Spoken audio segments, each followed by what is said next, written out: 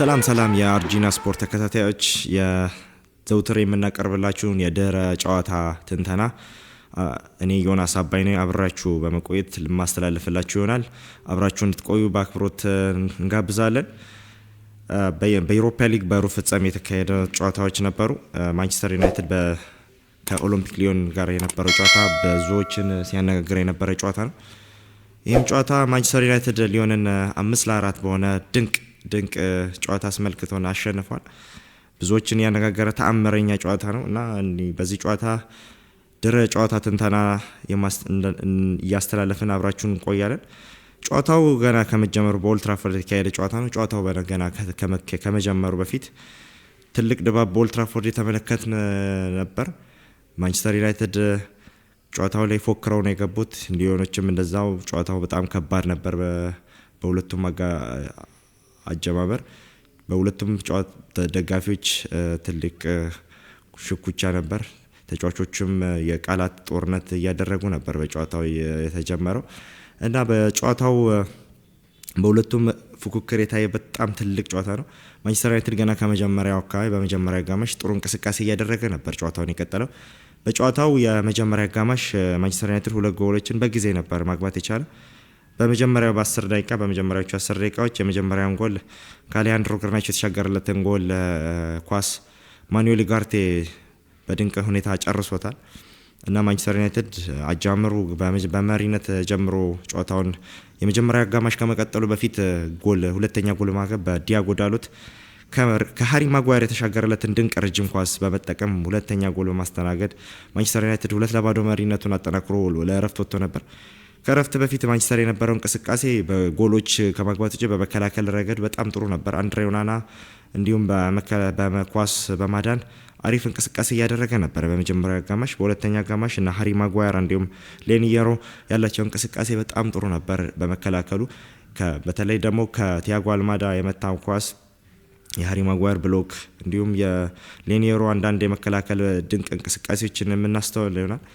በጨዋታው ማንቸስተር ዩናይትድ የመጀመሪያውን አጋማሽ ኦልሞስት በጣም ጥሩ በሚባል ሁኔታ ነው ጨዋታውን ተረጋግቶ ጨዋቶ 2 ጎል አግብቶ ወደ ሁለተኛ አጋማሽ ለማምራት ያሰቡት።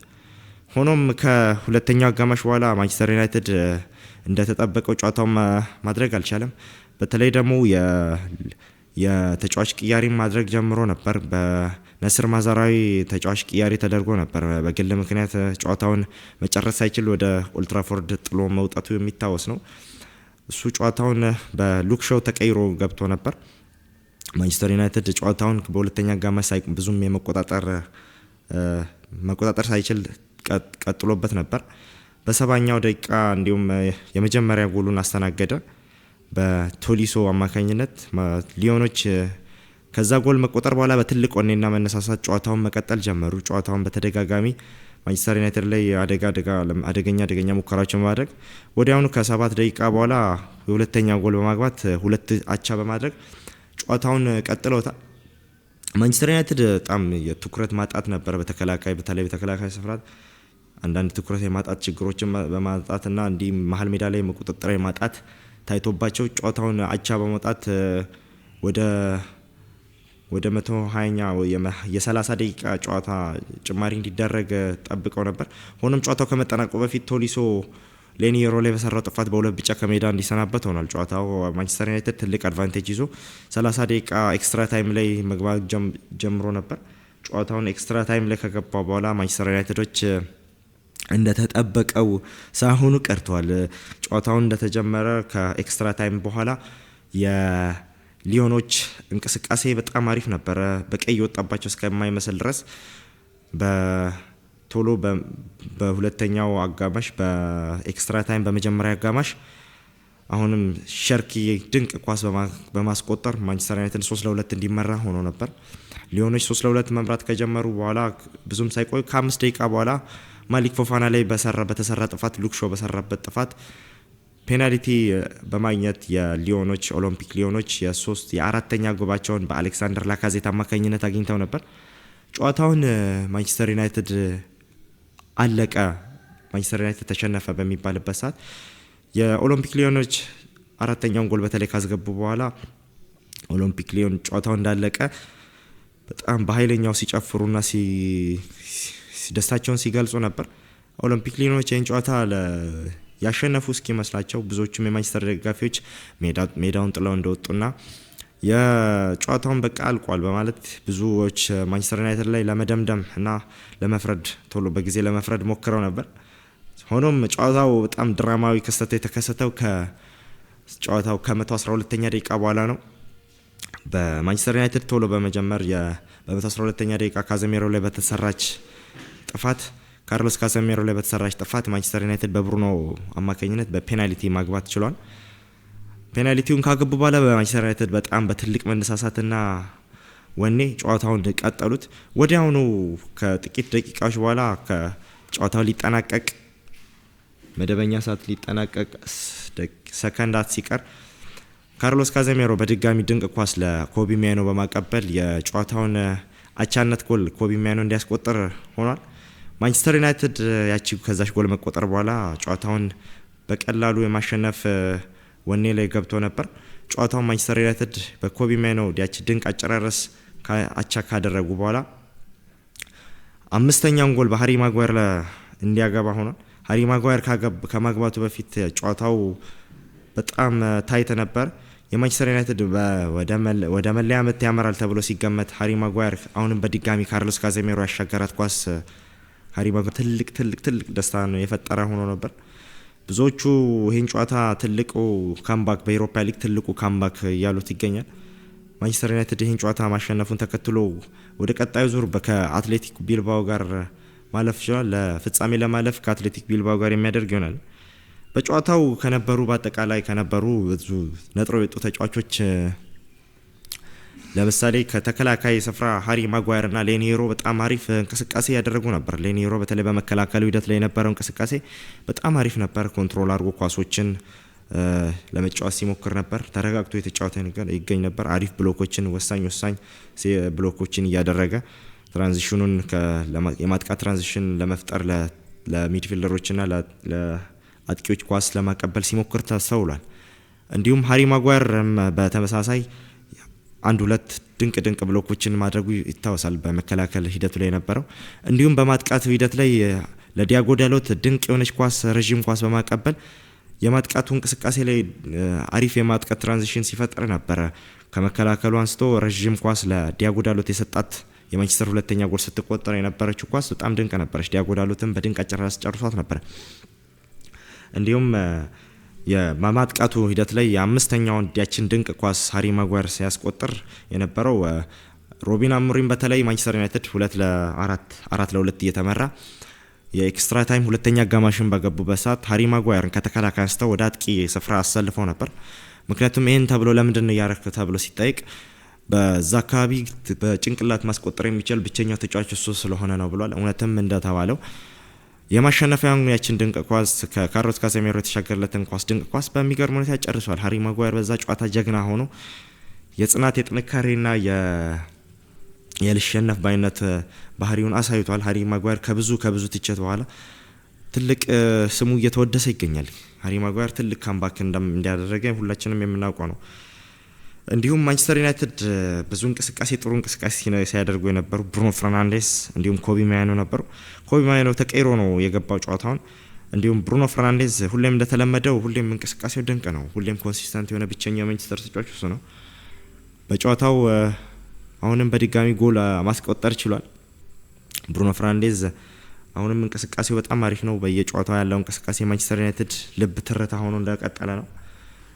እንዲሁም ኮቢ ማይኖ ተቀይሮ ከገባ በኋላ ያችን ድንቅ አጨራረስ በተለይ ሁሉ ጊዜ ያችን እንደዛች አይነት ጎል የማስገባት አቅሙ ያለ ተጫዋች ነው። ፋይናል ሰርድ ውስጥ ሁሌ ካለ ኳስ ካገኘ የማግባት ቻንሱ ሰፊ ነው። እንዲሁም ሮቢን አሞሪም በተደጋጋሚ ሲጠይቁ ኮቢ ማይኖ ኳስ እዛ ካል ቴክኒካሊ በጣም አደገኛ ተጫዋች ነው፣ ግብ ማስቆጠር የሚችል ተጫዋች ነው፣ ለዛ ነው እሱን እዛ ጋር ያስገባ ነው ብሎ ተናግረው ነበር። ያችን ድንቅ አጨራረስ ማስገባቱን ተከትሎ ብዙዎቹ የማንቸስተር ዩናይትድ ደጋፊዎች በጣም ደስታቸውን የገለጹባትና ለማሸነፊያው ጎል መነሳሳት የሆነች ጎል ናት የኮቢ ማይኖ ጎል። ከዛም ከጨዋታው መጠናቀቁ ላይ ኮቢ ማይኖ እናት ምን እንደተፈጠረ ማመን አቅቷቸው በደስታ እያለቀሱ ነበር። ጨዋታው በጣም ድንቅ ነበር። በአጠቃላይ ማንቸስተር ዩናይትድ በጣም በትልቅ ተአምር ጨዋታውን እንቅስቃሴ በተለይ የኮቢ ማይኖ ጎል ድንቅ ጎል በዚህ ሳምንት የሳምንቱ ምርጥ የዩሮፓ ሊግ በመባል ተመርጣለች። ጨዋታው ላይ የኮቢ ማይኖ እናት ምን እንደተፈጠረ ማመን አልቻልኩም በማለት ስታለቅስ ተስተውሏል። እንዲሁም የኦሎምፒክ ሊዮን ተጫዋቾች ጨዋታውን ማመን አልፈለጉም። በጣም በሀዘንና በቁጭት እንባቸውን ሲያፈሱ ተስተውሏል። እንዲሁም የኦሎምፒክ ሊዮን ተጫዋች ማሊክ ፎፋና ጨዋታው ለእኛ አልቋል ብለን ነበር፣ ለእነሱ ግን ጨዋታው አላለቀም በማለት አስተያየቱን ሰጥቶ ነበር።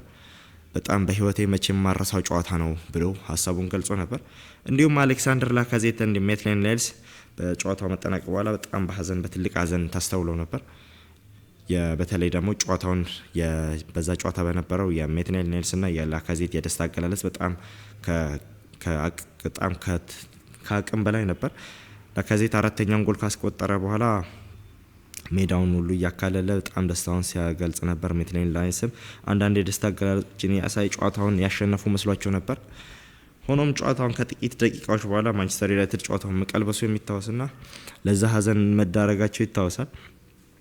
አሌሃንድሮ ጋርናቾ በዛ ጨዋታ የነበረው እንቅስቃሴ ብዙዎች አሌሃንድሮ ጋርናቾ ላይ ትችት እያደረሱ ነበር። በጨዋታው ምንም እንኳን ጥሩ እንቅስቃሴ እያደረገ ነበር፣ አሪፍ ትራንዚሽኖችን በአሪፍ ሰዓት አሪፍ ቦታ እየተገኘ ጨዋታውን ሲያደርግ ነበር። ብዙ ቻንስ አግኝቶ ነበር።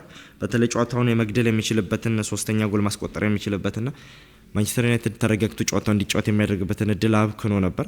ብዙዎች አሌሃንድሮ ጋርናቾን እየተቹት ይገኛሉ።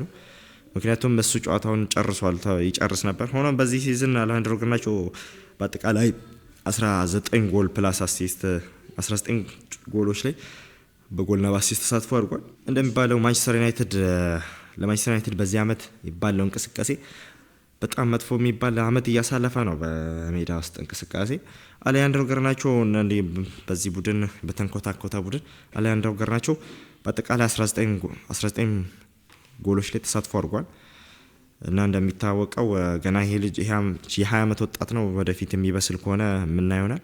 ግን ባለው እንቅስቃሴ ተስፋ ሰጪ ነው። ግን አንዳንድ ውሳኔዎች ወደ ጎል አካባቢ የሚወስናቸው ውሳኔዎች በጣም ከሱ ገና ብዙ የሚቀረው አይነት ተጫዋች ነው።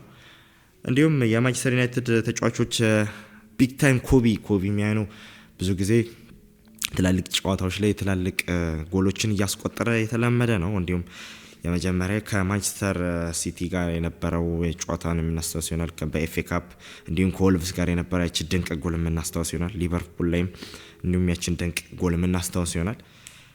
እንዲሁም ከሊዮን ጋር የአቻነት ጎላቺ በድጋሚ ያቺ ጨዋታውን የቀየረች ጎል ማስቆጠሩ የብዙዎቹ የማንቸስተር ዩናይትድ ደጋፊዎችን ተስፋ የመለሰች ጎል የምናስታውስ ነው።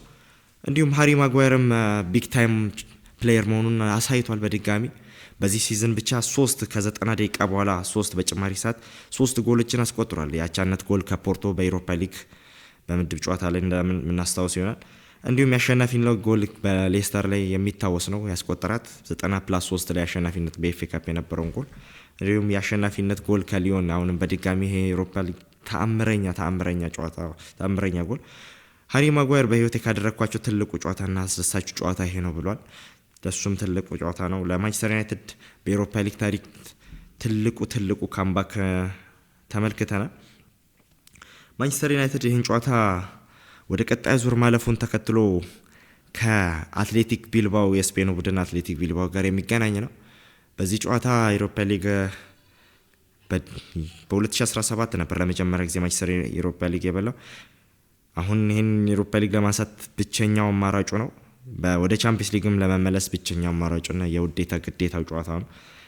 እኚህን ጨዋታዎች አሸንፎ ወደ ቻምፒየንስ ሊግ ዩሮፓ ሊግ የሚበላ ከሆነ ወደ ቀጣይ ዓመት የቻምፒየንስ ሊግ ተሳታፊነቱን ትኬት የሚቆርጥ ይሆናል። ማንቸስተር ዩናይትዶች ከብዙ ሀዘን በኋላ ወደ ደስታ የተመለሱ ይመስላል። ትልቅ ተስፋ ይዘዋል፣ ሰንቀዋል። ይህንን ጨዋታ ለማሸነፍ ቀጣይ ወደሚኖራቸው ከ15 ቀን በኋላ ለሚኖራቸው ጨዋታ ዝግጅታቸውን የጨረሱ ይመስላል። እንዲሁም ሮቢን አሞሪም እንደተናገሩት ከሆነ ትኩረታችንን ወደ ከፕሪሚየር ሊግ ወደ ዩሮፓ ሊግ የምናደርግ ነው ብሏል። ከዚህ በኋላ ፕሪሚየር ሊግ ላይ ወጣት ተጫዋቾችን በስፋት እንጠቀማለን፣ ለወጣት ተጫዋቾች ትልቅ እድል እንሰጣለን ብሏል። ይህ አጋጣሚ ለነ ቺዶ ኦቢ ማርቲን እንዲሁም ለነ ሃሪ ሃማስ የመሳሰሉ ወጣት ተጫዋቾች ትልቅ የጨዋታ ጊዜ ይኖራቸዋልና ልምድ የማካበት ጊዜ ይኖራቸዋል ተብሎ ይጠበቃል። ይህን ጨዋታ ማንቸስተር ዩናይትድ ካሸነፈ በኋላ በብዙ ሚዲያዎችና በብዙ የሶሻል ሚዲያዎች የብዙ የድሮ ማንቸስተር ዩናይትድ ሌጀንዶች እንዲሁም ብዙዎቹ በማህበራዊ ሚዲያ ደስታቸውን ሲገልጹና አስተያየታቸውን ሲገልጹ ነበር። ማንቸስተር እንወዳለን በማለት የማንቸስተር ደጋፊዎች ብዙዎቹ ደስታቸውን ሲገልጹ ተስተውሏል። በጣም ትልቁ የሳምንቱ ጨዋታ ነው ማለት እንችላለን።